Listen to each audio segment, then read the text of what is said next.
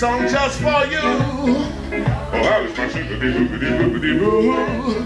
Oh, Alice, I'm so glad to have you here.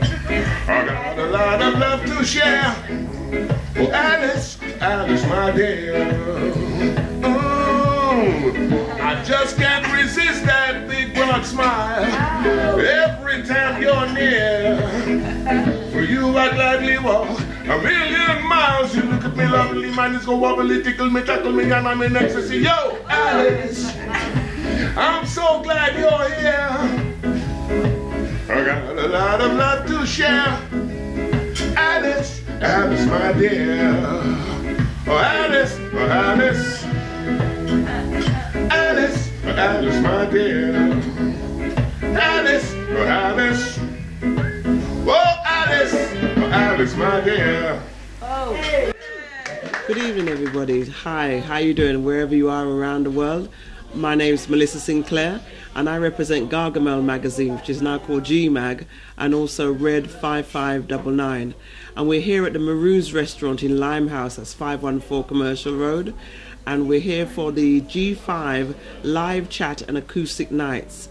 And this is our second offering. Last week we had Charlene to do she did a neo soul set, and this week we've got none other than Mr. Dennis Bovell of the Matumbi fame, and he's going to be rendering some stuff later on, but right now I'm going to be talking to him. But before I say that, let me remind you that G5 live chat is every week now on a Thursday from 8 to 11, and you're quite free to come down, chat with us, rhyme with us, listen to some music and eat with us at this lovely Caribbean restaurant. So, as I said, I got Mr. Dennis Bovell with me. Good evening, sir. Good evening to you, man. How are you doing? I'm very well, and you? I'm very well. Good. Good.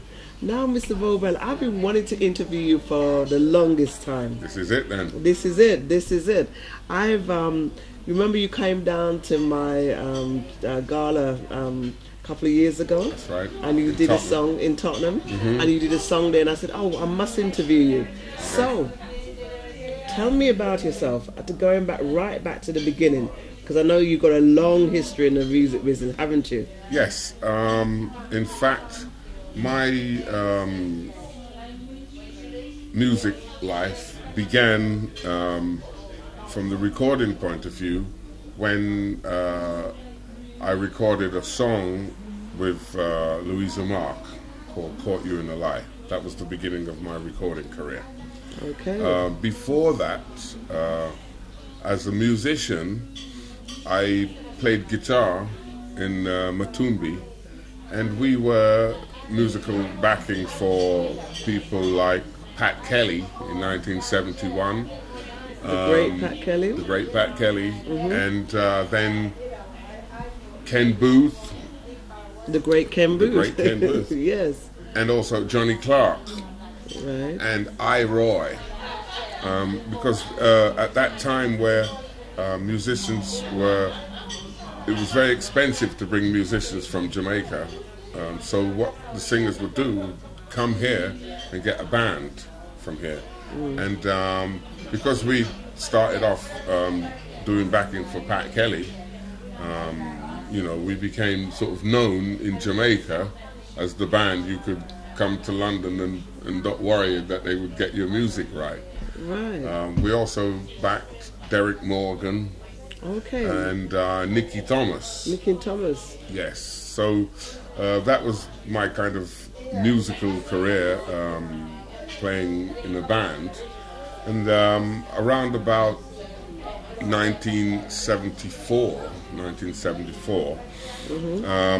a friend of mine, Dennis Harris, decided that he wanted to build a recording studio in Brockley. That studio was called Eve Studios. It's in South London, yes? Yes, South East London in Brockley. And I was the engineer of that studio, and then I was also the engineer of a studio in the West End called Gooseberry. Gooseberry Studios was in Chinatown. Okay. And one day, Lloydie Coxon approached me to do a reggae version of that song, Caught You in a Lie.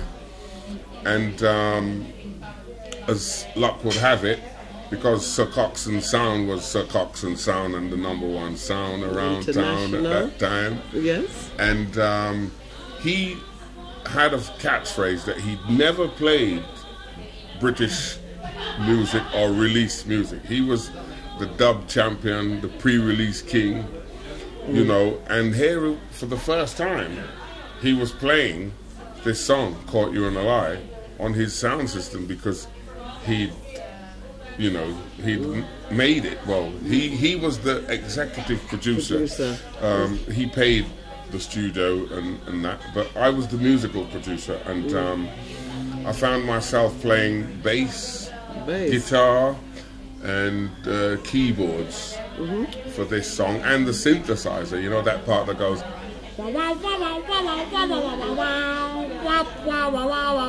Oh, you played that? I played that, yes. Okay. In fact, the day when I did it, it was because Robbie Shakespeare was in the studio. And Sly and Robbie Shakespeare? Robbie Shakespeare was in the studio. And I was demonstrating this synthesizer instrument, and I was saying to him, I didn't think that they had one of them in Jamaica. So I was going, you heard the sound of this new instrument? Like, wow, wow, wow, wow, wow. And he could do that with it. And the beginning of that song, Caught You in a Lie, should have gone da da da da da da da da da da da da da da. But I played. And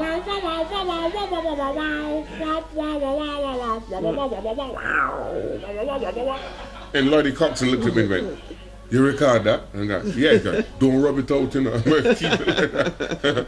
Right? Any particular reason for that? Why did you do that? Because I thought that the actual beginning of the song was a bit stale.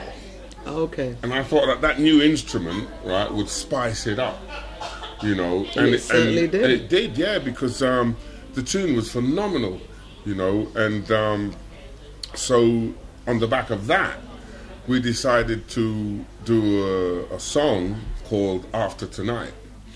And we released that on the same label. When you say we, you mean Matumbi, yes. Yes, okay. We released that on the same label. The label was called the Safari label, and there was a guy called Reg McLean who had an idea that he was going to make a record label, and the first record out on that label was Caught You in a Lie. Yeah. Where did Clem Boucher come into this? Later. Later, okay. And then the second record on that label was Matumbi, After Tonight. After Tonight, right. Yeah. Well, after a disagreement, I think, between the record company and the producer about artist royalties. As they do. Lloydie found himself striking Reg McLean, breaking his jaw, and receiving more than striking. and receiving a 6-month sentence. Oh, okay. And so that ended our relationship with Safari Records. We then went on to make a song called All My Loving, which is the Beatles tune. All my loving I will give to you, with Louisa. And after that, I think the relationship became a bit strange. Louisa then went herself to seek a contract with Trojan Records. Right. When she arrived there, Clem was the head of A&R, and he decided that he was going to produce her. Right. And that's where we got 6th Street, which was written by my friend Tunga, who's the guitar player of Misty and Roots. Okay. And then there was another song, Keep It Like It Is, and People in Love. And People in Love, I tried to go back to the Caught You in a Lie sound, go.